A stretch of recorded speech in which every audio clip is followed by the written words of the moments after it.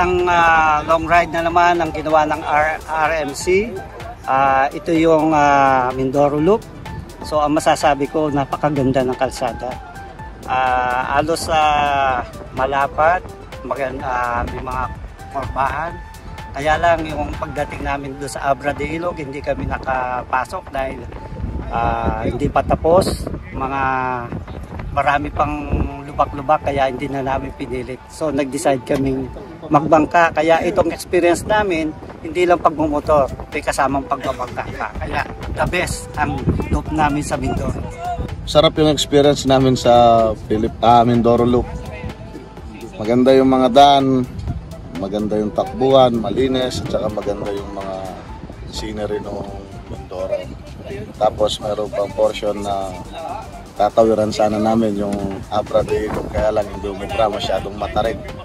Na-tsempo pa, medyo maulan, kaya ang ginawa namin, iniwan namin yung mga motor. Simula doon, papuntang Puerto Galera, nagbangka na doon. Tsaka na lang namin pinaligan yung mga motor namin. Isang magandang experience sa amin ang pag-ikot dito sa Mindoro. Actually, pangalawa na rin namin to. Pero ito yung talagang maganda banding ng aming grupo. Mas matibay, mas nagiging matatag, masaya. At na-explore namin ng Mindoro. Ang ganda ng Mindoro. Kalsada, wala kayong masasabi. Talaga namang halos lahat sementado naman. May mga portion lang na talagang bagamat hindi kami pinalantawirin, pero magagawa pa rin namin yan sa aming pagbalik. So, maganda para sa amin ang maikot ang Mindoro.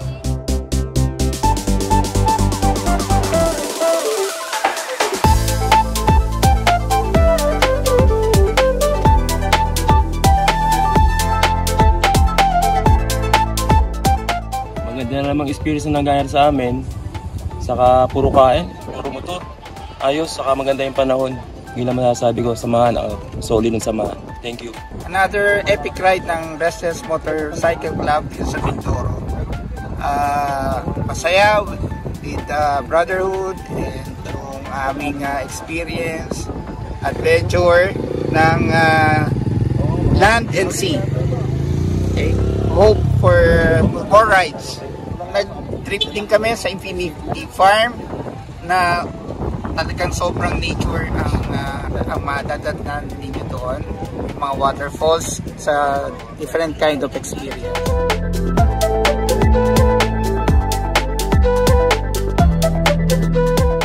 Another loop from Restless Motorcycle Club. So nag-Mindoro loop kami.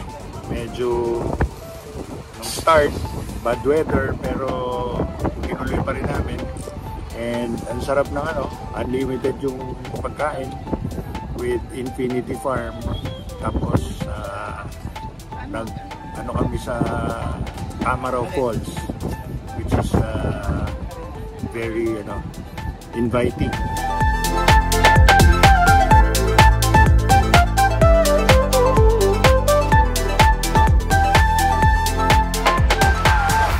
Magandang experience ngayong Mindoro Loop. Saka yung pinuntahan namin na Infinity Farm, maganda nun. Pwede dalhin yung pamilya. Well, isa lang masasabi ko, talagang napakaganda nitong probinsya na to kasi taga rito ako. Born and raised ako sa Mindoro. So, alam kong napakaganda. Isang maganda rito yung grupo namin. So, wala kang tulak kabigin sa bawat membro. Napakasaya, napakagaling makisama ng lahat ng membro, mga pa-officers man o members. Talagang thumbs up ako. Pagdating sa mga rides, napakaganda ng kalsada dito from Oriental to Occidental. Overall experience, very satisfying and wonderful experience. Panibagong experience na naman ang naranasan namin dito sa loop na to, sa Mindoro Loop. Ngayon ko lang naranasan ng kalsada na minsang inayawan ko. Ngayon lang nangyari yon. Wala akong inaayawan sa mga kalsada na aming tinatakbo. Pero nung maranasan namin yung kalsada ng Abra de Ilog, napatawid sana kami ng Puerto Galera, sobrang dulas at hindi namin kinaya. Kaya umatras kami. Ang nangyari, nagbarko kami mula Abra de Ilog hanggang patawid ng Puerto Galera. So doon, pinuntahan namin ng isang pasyalan doon na kung tawagin na Infinity Farm. Sobrang ganda at sobrang saya nitong biyahe namin na to, ang Mindoro Loop namin. At sa loop namin na to, ibang karanasan ang pagsasama-sama naming magkakaibigan. Kung tawagin sa grupo namin ay Restless Motorcycle Club. Madalas nagra-ride ang RMC o Motorcycle Club. Minsan breakfast ride, short ride, at isa itong Mindoro Loop na to, isa sa mga long ride na ginawa namin ngayon.